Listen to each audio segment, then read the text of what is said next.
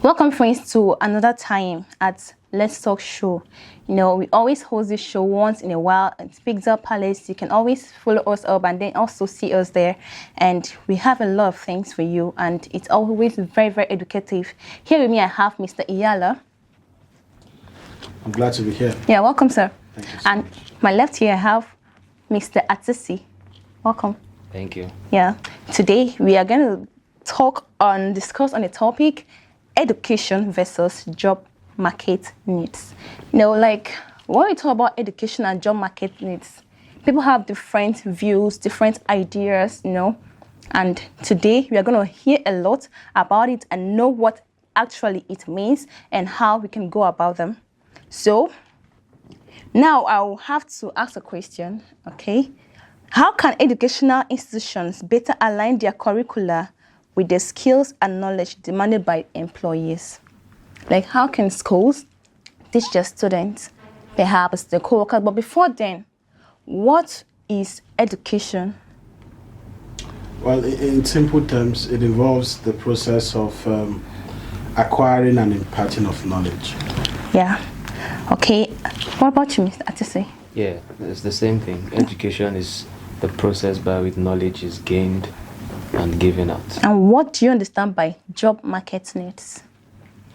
It simply refers to the contemporary workspace, Okay. right? And then the current workspace needs, like in different sectors and industries. Okay. It would have formed the workforce, right, of the workspace. Now, actually, the relationship between education and job market needs is increasingly complex. And with many graduates now searching for jobs after like schools and also to an extent finding what to do, like their innovative skills and some skills that they need to learn with their hands and focus on life. So it baffles me in a lot because you see a lot of graduates out there without jobs. And they're like searching. Not that they are not even like applying for jobs. They are doing that. But most of the companies don't see them as productive or as they don't need them. So today, let's discuss. So now, how can educational institutions better align their curricula with the skills and knowledge demanded by employees? Or employers, sorry. Okay. Every employer, if you look at it, if you get a job posting or Okay. if you're opportunity to come across a job posting, you notice that there are a set of skills that are necessary prerequisites Okay. for the person applying for the job to have before he can even be considered for an interview All and right. eventually a job position. How can a graduate who just finished school be expected to have a minimum of 3 to 5 years Yes, working experience? So if every employer is looking for someone with experience, who is going to employ the people who just came out of school? What about you, sir? And your question is directed more to how can these institutions better prepare students For the job. for the job market. I think that's one area, our educational system. Let me not be specific to a particular country. Okay. But I think my opinion is more generic to the African setting. Right? The Western education has improved past that stage. But then in the African setting, educational system is only tilted towards learning too much of obsolete theories, right? And it is not evolving. And one of the reasons why it is not evolving is because the institutors of our learning programs or curriculums are not evolving with time, right? They're not Okay. evolving with time. They're not looking at what's modern, what's currently in demand, as to be able to constantly update our learning curriculum. That's the reason why people out of our educational systems are not easily fitting into what the job market needs. Wow. You know, like what you say is actually it's intriguing. Because, yeah, most times, most lecturers, they keep rotating their curriculum like from the first time they were given the appointments as lecturers, and they now set up a kind of a tabular, okay, that's how they call it. Is it area of concentration or whatever it is being called, they'll keep rotating it here, and every say it keep coming and go. So they really need to do something about that. And based on your own aspect, some work, some jobs really give space for intern. So that's the thing. Internship should be part of schooling. Yeah, internship is part of Internship opportunities are in collaboration with both the company and the school. Okay. Okay, so it's not just the responsibility of employers to give young people opportunities for internship. The school should also push for this. He spoke about our educational system in Africa being very outdated, and that is the truth. Instead of focusing on internship opportunities, they are still doing IT. Yeah, but that's IT now. let us be real. Sometimes it doesn't. Most It doesn't times. work, and that's why I hear a lot of the youth today will say "school na scam." That phrase is very common, and to an extent, they are not far from the truth. Okay. Because our educational system really, really needs reevaluation. Let me share you an experience I had in my school days. So in my second year, and this is somewhere between 2010, 2011, if I'm not mistaken. Okay. I had a lecturer then who is, I think he was almost 60 years. Wow. I don't have to call his name, so no one looks for me. But then he was almost 60 years. Okay. This man comes to class to teach us with the notebook he used in learning. So he graduated from the same institution, so he's now a lecturer in the same institution. And he confidently, with pride, comes to teach us with the notebook he used to learn in school. And then you're like, as at those times, I didn't see anything wrong with it. But then experiencing other type of learning, I realized that was a complete mess. You understand? And another experience I had in that same year too, we were learning Fortran 77. Then we just had the idea of, okay, it's just a name. And later realized that Fortran 77 really stands for the programming language used in the 70s, right? So imagine learning a program that was designed then in 2010 or 11. And we're programming with piece of paper. Who does programming on a piece of paper? Oh my goodness. Someone is giving you grades. Oh my goodness. That's how obsolete the educational system is. Okay. So actually, we really need to do something about that. It needs to evolve every year. Educational curriculum needs to be updated every year. Okay. And if you look at most employers, the skill sets that they prioritize as a result of advancements in technologies as well. Yes. Every employer looks for an employee who is proficient in Microsoft products, who knows how to use certain softwares to an extent. So if the schools are not aligning their curriculum with this, then are they really preparing their students to face the needs of the job market when they graduate? Wow. And just to come in, the foundational belief that education, like the four walls of a learning environment, is some sort of a guarantee to acquiring a job, in my own opinion, is not actually correct.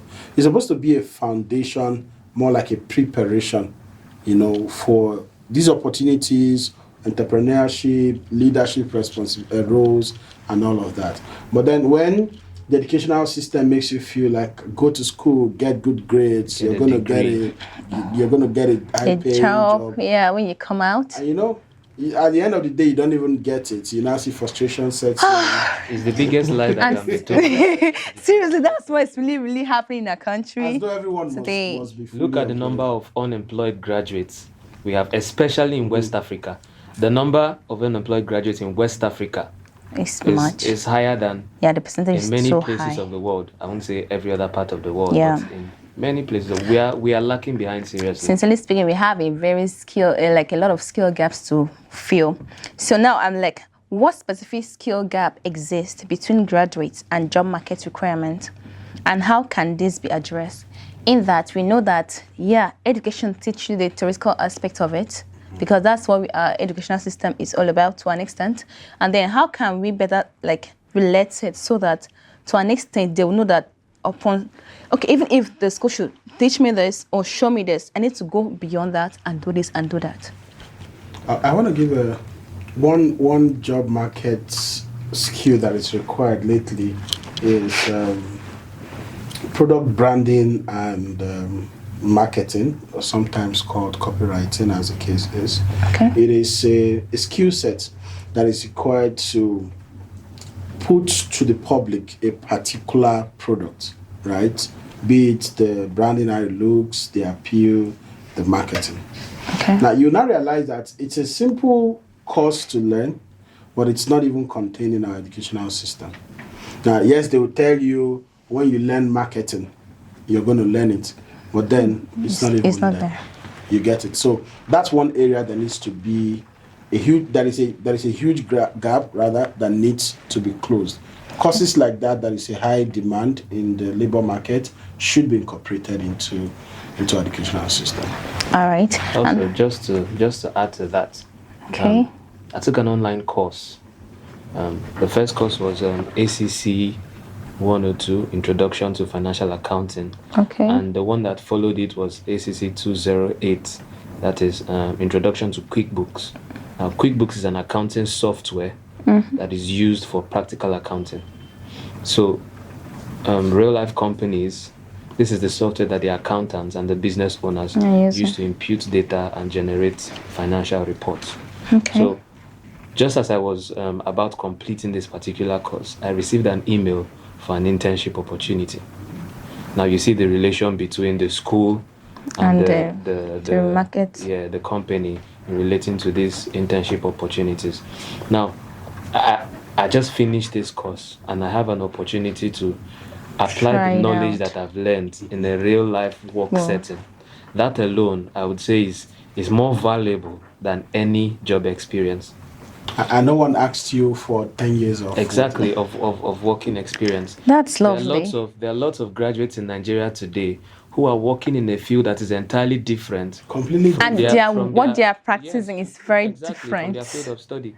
Yeah. And that is as a result of very bad the relation between the career part and the educational part is not correlating at all. If you allow me to come in, one other area I think there's a huge gap is this whole career advisory, right? Okay. The notion that a child can spoil radio and then couple it back is no foundation to say this is going to be an engineer. Come on. Those are born out of curiosity. He's actually spoiling it to understand how it works rather, right? And then testing his ability to fix it back. That is born out of curiosity.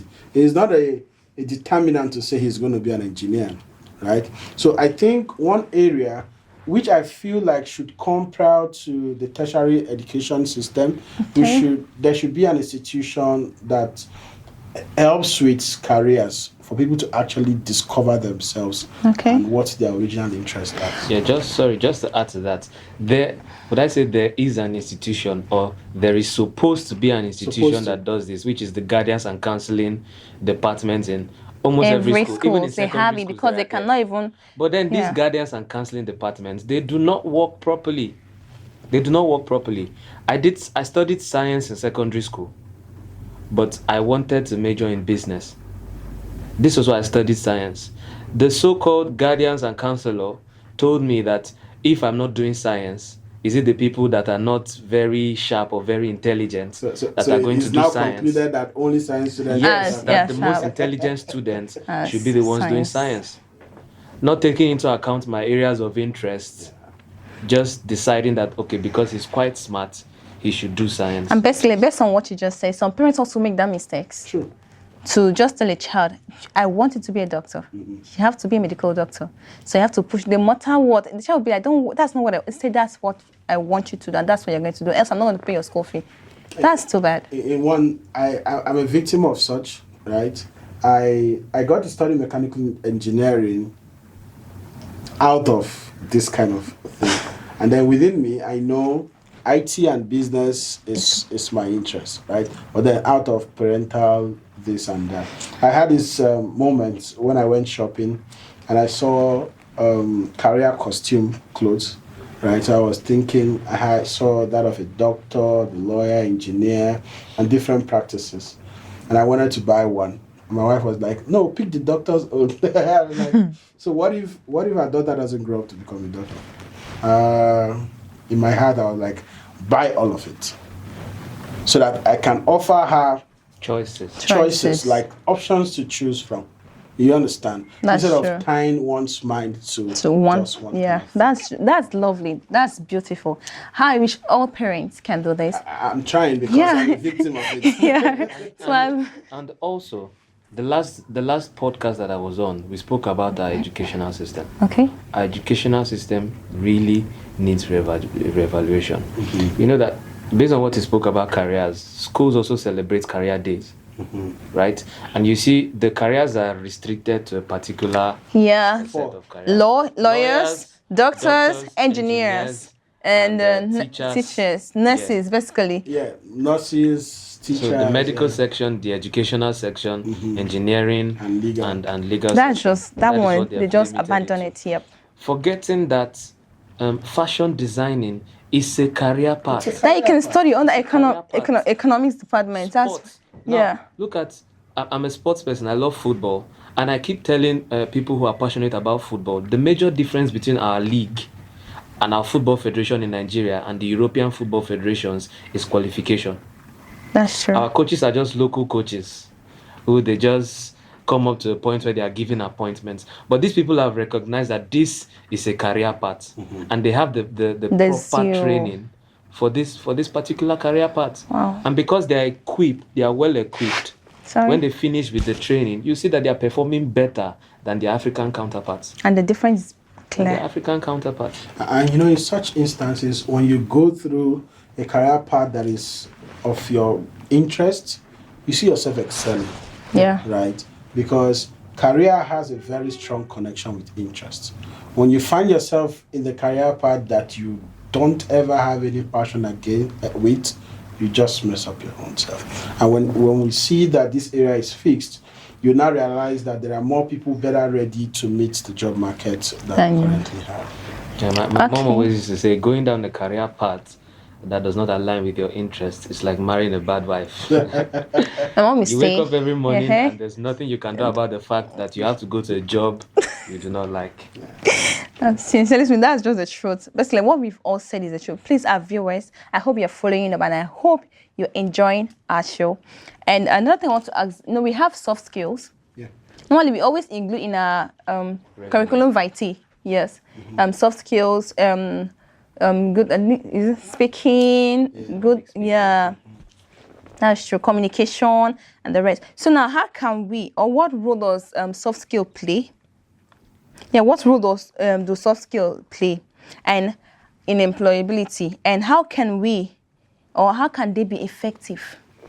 The roles of soft skill can never be overemphasized. The reason is in the workspace or in the labor market, right, or in the job market.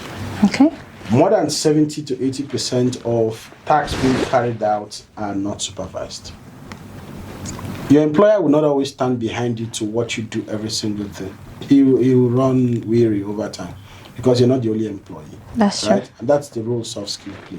Soft skills help you with your intuition, to manage, to lead, to see issues and be able to deal with it without someone always giving you instructions all the way through. And there's something wrong with our society. A young person would get done with his maybe basic schooling, secondary school, for example, and then the next thing is that you need to go and get a skill, which I don't have a problem with. Who says the only skills you can acquire is tailoring? Carpentry.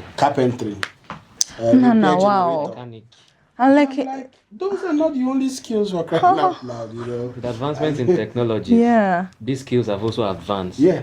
The most marketable skills are IT skills Yeah. nowadays. And it takes a shorter period to even learn them.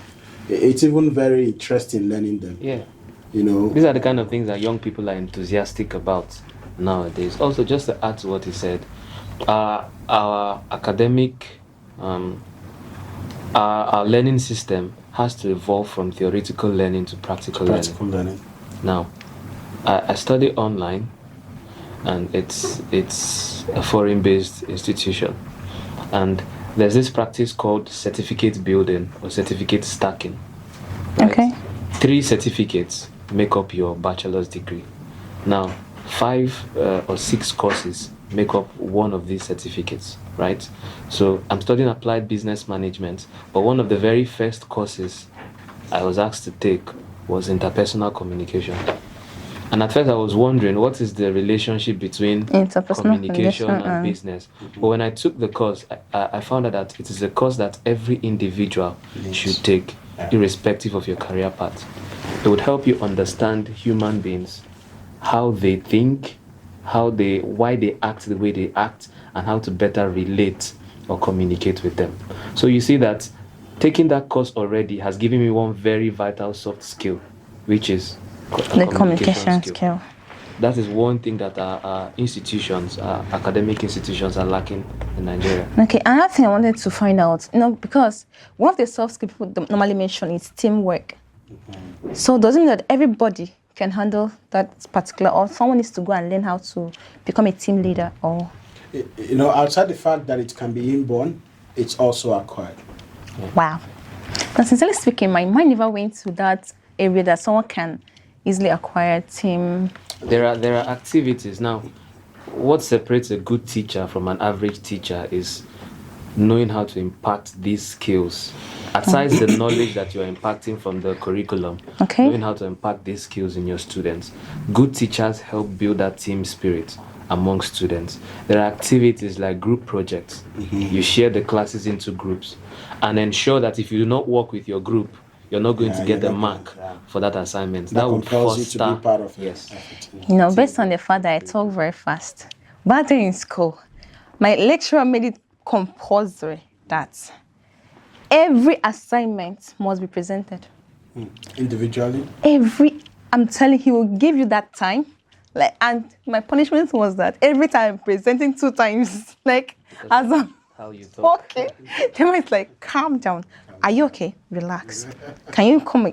I'll still be saying it. Say, you can actually learn how to reduce the speed of speech. And that man really tried. He really is the one that helped me to It's okay. I think I'll try that out. When it comes to, we have industry collaborations. And what do you think? Or do you think schools should meet with industries, tell them we want to collaborate with you, like in sending a student over to you for internship or to a certain stage? Or do you think the companies or the industry should be the one going to the school to get to know 1 or 2 and then collaborate with the school? Let me paint you a very perfect reason why that is not been effective. Okay. We have in our African setting, right? And that's the reason why I admire Western education. In our African setting, we learn too much of clustered courses. Instead of mechanical engineering as a single course, which we learn here in Nigeria, you could break down into, you could get 5 independent courses. Mechatronics is there, engineering management, thermodynamics. I'm trying to say in my own field of study. And these are special programs, right? That should be on their own. That should be on their own. We don't have very generic organizations. In the engineering field, for example, and I like using that because you see a company that is into pipeline. That's their specialty, right? All right. And there are 101 mechanical engineers. Yes. Who would they employ? Exactly. None of them are specific to that area of need. You get it? And every organization is counting their cost. Because you don't want to go and employ a person all in the name of corporate social responsibility and then you just take up someone from the university. You're going to train the person. You're going to spend money to train the person. And you see, that's where this gap lies. And our institutions, because of this too many admission into just, clustered, we have just too many organizations that are not equaling the number of job opportunities. And that creates a gap. Right, and then even in institutions, they're not even responsible with going to Liège work opportunities. As little as industrial training, a student would have to go and look for his own place of IT. Let's even forget about industrial training. Something as basic as the NYSC, CWAs. Yeah. So you are talking about CWAs. That's IT. You see an engineer. Being posted to primary school. or a secondary school, highest. I was sent to a primary school. You'll be sent to a secondary school to teach physics. Missionary school. That was yes. You know, Instead of sending them straight or direct to their Yes, to field their of study, so field, you can go and explore for the 1 year, the period of 1 year. It's the same thing we are talking about an intern. It's very Just much like like an an intern internship, program. a Yeah. service/internship program. But they've turned it to modern day slavery. and you know, no one cares. No one cares, and that is why we are having a very sharp decline with our academic system. I used to, whenever I converse with elderly people, they will say, those good old days when we were in school. So there's a place called Amphitheater in my school, right? The memory of that place is that is the place where organizations come to pick students like that are at the verge of their graduation to move them into their internship program, and then an ultimate employment would come afterwards. So anytime we go to the amphitheater for one reason or the other, they would always say, this place has a memory of organizations coming to pick people, and I'm like, oh, okay, what then is happening now? Overpopulation, less organizations, the economy is not even favorable for companies to even thrive, you know, and they run away. So this whole thing, I think there needs to be a conference, right, among economic leaders, educationists, the corporate world as well, to have a conference, and most ultimately have students to be part of this conference and talk things right and see how to make a very huge reform with our educational system and then with our corporate system to have a very good balance. If not so, crime will keep increasing. Fraudulent activities will keep increasing. People with downtrodden hope for tomorrow. Why I say that is you'll see a bike rider. He was educated by the standard of our economy, like he went to school. Because, you know, in the African side, if you manage to go through the 4 words, you're educated. So he's educated. But he doesn't even have hope of anything, because he has lost hope with the system, no opportunities and all of that, you know. And those kind of people add to the number of sad people in our society. To add to what you just said, I want to share an experience. So I was driving along Apache Axis, in particular day, I was driving a Sienna. Okay. And then the police officer pulled me over. What was the reason why he pulled me over? Because I looked too young to drive a car, to be driving a vehicle, to be driving a car. So I kind of engaged in a friendly chatter with him. What he was after was money. I gave him, was it 500 naira or 1,000 naira that I had on me? And then he said, except say your papa gets money, or you dey into fraud as a young person, where you won't see money. Right.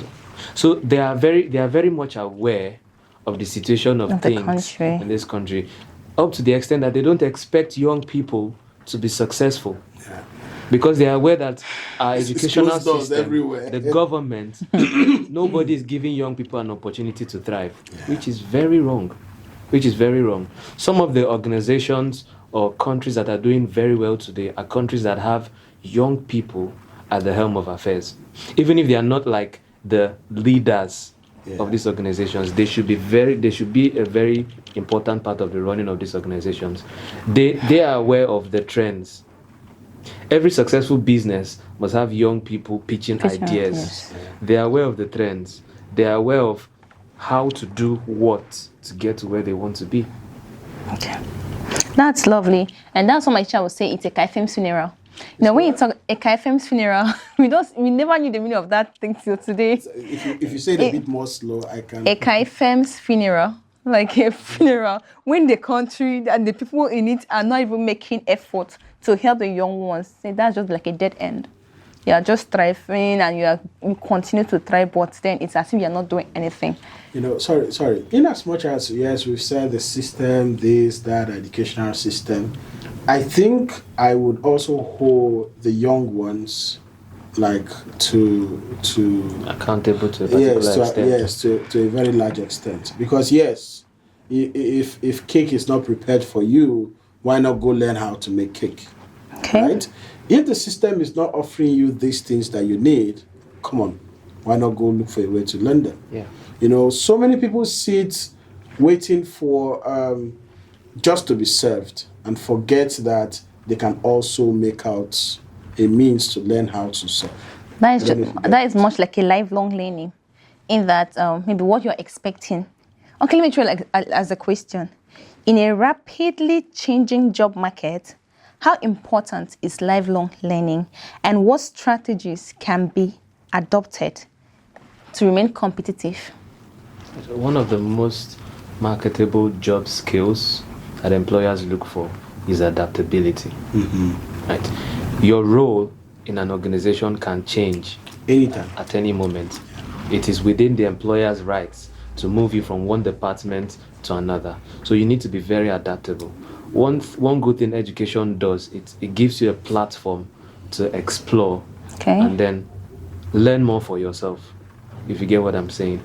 Even if you study, you are a major in a particular field. Okay, it doesn't mean that you cannot learn other skills. You're not limited to that. You're not limited to that field. Exactly. Okay. Let's say you are employed as an accountant. Okay, and then your employers want to promote you to the level of a manager, but then you need certain skill sets that you don't necessarily have to go back to a traditional university to learn. Online courses can give you certifications and give you these skills. Is it not within your jurisdiction as a person who wants to improve to look for areas where you can, or platforms where you can get these skills and these certificates? And it's equally at your own comfort. Exactly. So just like he said, don't always wait for someone to serve you to give you a stick to pull you out. Okay, now we're now going to impact of technology. You know, now in our world today, or in our area today, we are now living in a time that technology is rapidly, it's changing. It's everywhere. It's even as if AI wants to take over, including the learning aspect, the normal traditional learning in the schools. So now, how is technology reshaping the job market? How is it reshaping the job market? And how should education system adapt to these changes? You know, we know that entirely it's changing. Now, a child of how many years can operate a smartphone? Yeah. And you'd be like, what is going on? And it's like, yeah, I just touch it and it's opening and I can do this, I can do that. And you see young people out there, children, TikToking. So how can we make better use of technology to change, to reshape the problems we are having and the things we are facing? I would say the first way is by accepting the reality. Okay. Why I decided to tell that part is, if I don't accept the fact that a child would grow, I would never see maturity in the child, right? Technology has come to stay. So the earlier we start accepting that it has come to stay, the better we get to, harmonize ourselves with it. And that's the thing. And that's the thing with our educational system. Our lecturer, those good old days, would tell you, no matter how the internet gives you, you can't know more than I know. And I'm like, really? As obsolete as your knowledge, there are new things. So technology should also be infused into our educational system. Have students do projects online. And that's one of the things I was grateful for my project supervisor. In all of my project was the best experience I had in my whole school year, right? Because I was allowed to do things on my own. We built the machinery ourselves from scratch. We wrote our reports using system. And then when you go to give the project supervisor, he will be like, give me the flash drive.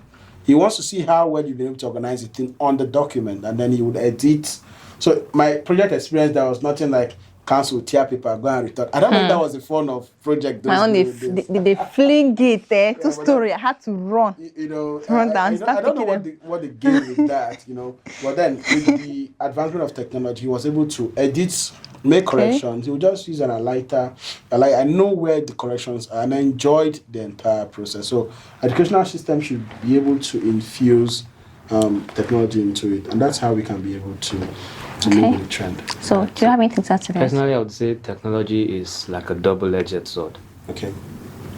No one can say that the advantages outweigh the disadvantages and vice versa. It all depends on the usage. Like I said, the earlier we realize that technology is very much a part of the world today, the better for all of us. Okay. The earlier we'd learn to inculcate it in our schooling and in our workplaces as well. For example, mechanics a mechanic that worked on a let's say a Mercedes version that was rampant in the year 2000. If he went into a coma and woke up as at 2024, he would not be able to repair the latest model of the Mercedes-Benz today.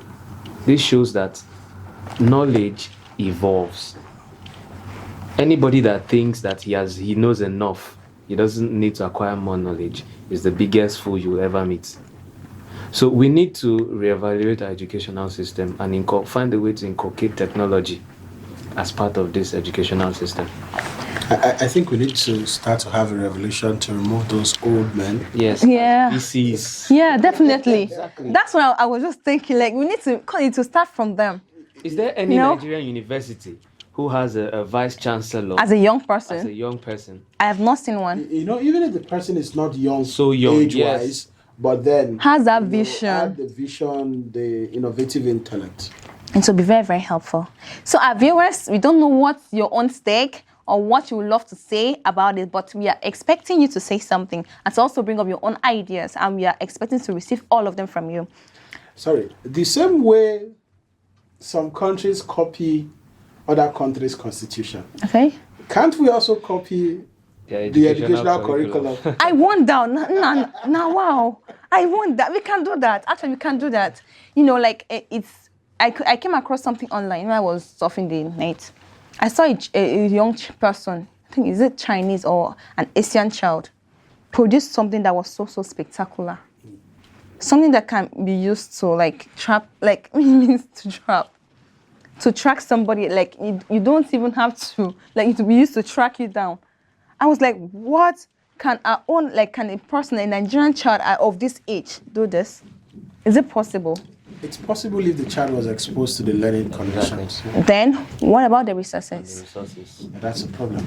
And now they will say that, they're saying the social company sponsors some students from social school and send them abroad, and they used to come back. Why would they come back? Even if I'm the one, I'll come back. If I just go back, don't go. So why would they even have to send the person abroad when they to acquire this knowledge? Is that not a big slap on the face of the Why not put the mercenaries required for that quality I used to wonder. While I was growing up, here, if you go for a job interview and you happen to encounter someone else who is interviewing for that same position, but with a degree from Harvard, would you not just pack your bag and leave that interview? Because that obviously you've lost. Already has a very big disadvantage. Yes, but then it is a very big disgrace. And funny, most of our politicians send their children abroad to study. Yeah, I feel like it's going to be cheaper. Now, this is my thought. It's going to be cheaper trying to bring in these advanced systems into ours than spending so much to taking a few people out. Now, when you bring in those systems, more people can be exposed to the learning and thereby, changing our educational system. In my school year, there was this workshop that was created. It's called something RACAM, I think so. It's Advanced Manufacturing, what. That was the first time a modeling machine was brought. I think it was in the whole Nigeria. Because we even had to have students from other universities come to our school. And what is this machine? It is a simple machine that you can send a drawing design to the machine, give it the raw machine, and the raw materials and it's just print it. Yes, it will just cut it and shape it and give you what you want. And I'm like, then we were very excited. I'm like, wow. This kind of machine. We're proud as at then. Yeah. Only for me to grow older and more matured, I'm like, that's even an old school machine. Because now we have 3D printers. Yeah, that's true. It does not become obsolete. Very obsolete. I'll share a similar experience. When I was in secondary school, there was this, we have vocational courses, vocational classes. Yeah. So I chose auto mechanics as my vocational class. Now, in our auto mechanics, what I call it, workshop, we had a Peugeot from the 90s in that workshop. It was dismantled, right? And you find out that even when we're about to write WAEC, people from other federal government colleges were coming there to make use of that lab. Mind you, the caretaker had stolen and sold some parts of that particular vehicle. It was already incomplete. And I spent 6 years in that school. Not once did anybody come to inspect that workshop. Not once did anybody say anything about it. Year after year, students were using that place to learn and graduate without proper knowledge. And some of them will not even know some parts. Yes, because some of those parts we've only heard about some of the parts of this car. We've not seen them. Okay, so now sorry about that. That model is a very old model. Would you tell me that the entire structure and the mechanics of vehicles today have not changed? And even if you understand the working of that machinery, it is an obsolete knowledge. Yes, there is nothing you can use that knowledge to do. It's an obsolete presently knowledge. Today. Absolutely. Sincerely speaking, coming to let's say the access and equity. Now, what challenges do marginalized groups face in accessing education that meets job market needs? And how can these challenges be overcome? Poor government policies. I'm currently making inquiries to further with an MBA program. Okay. And one of the offers I'm getting is called student finance. Right? I understand the quality of education I want.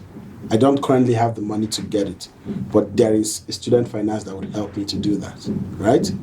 If our economic situation provides for quality education and finance to support that education, most people will not go to school and study some crappy courses they study. Yeah. Because within them, they know that that's not what they want to study. do. Mass comm. I wanted to do an IT course. He just broke my heart when you said mass comm. I wanted to do an IT course. Okay. Before I got into the whole engineering thing. Okay. I'd qualified for one of the best IT institutions in Nigeria, but then the cost of the tuition alone drove me from that part. Okay. And I had to go to a part I convinced myself to believe that I like. Only for me now to realize that I was Didn't a condition make repeat? I was not being honest. I was not being honest. So if the government can put up institutions, student finance, improve our education, you'll see that many people would actually study what they desire to study, knowing that there is a means for them, to get through to that. All right, please, before you round off. Is unemployment. Okay. Unemployment. If over 50% of the masses are unemployed. Did you say 50%? It's more than it's okay. That's why I said over. I don't know the exact percentage. Yeah. But if over 50% of the masses are unemployed, how can they provide quality education for their children? Education is quite expensive. Yeah. Quality education is expensive. Let's not kid ourselves. It takes money to acquire this knowledge. And then if people are unemployed, how then do they provide this kind of knowledge for their children? Well, then we now leave it for the rich. Education is for the rich. And that is why, because it is now only meant for the rich, the rich prefers to go outside and then get quality, because now they have the resources to get the best of the best. They will go outside. It's funny enough that VCs of schools and the people heading schools will send their children abroad for education. They have shame. I wish this particular video is going to reach the Ministry of Education. I'm telling you, this is way beyond. It's a big slap on our faces. Well, thank you very much for today. I've really, really learned a lot. And I'm so happy that you guys have been able to say it the way it is. Yeah. So I wish it can just go viral for people to know and to understand what they need to know. Because if they get to know this, it will be very, very nice. They'll try to do something about it. Just like they say, starting a revolution about, Sincerely Sweet, it's a nice one. Yeah. Thank you very much for being with us, Ms. Atisi, and thank you very much, Ms. IYALLA. Thank you for having us. Yeah, really, really grateful to have you here. And to our viewers out there, please, we also need your ideas. We also need to hear what you think should be done. And if you've heard what we've discussed here and you feel, you need to improve on your own, get yourself a skill. Not just any skill. please get yourself an IT skill, preferable, and then that's the perfect thing you can ever do. And there's IT skill in all industries. There's IT skills in the medical, and all of that. So get yourself a skill. One IT skill that cuts across almost all industries: data analysis. Analysis. Okay, don't not forget. In case you don't have any in mind, data analysis is out there for you. Have fun, and thank you for being with us, and continue to be with us, and you learn more and more. All right, thank you guys. Welcome.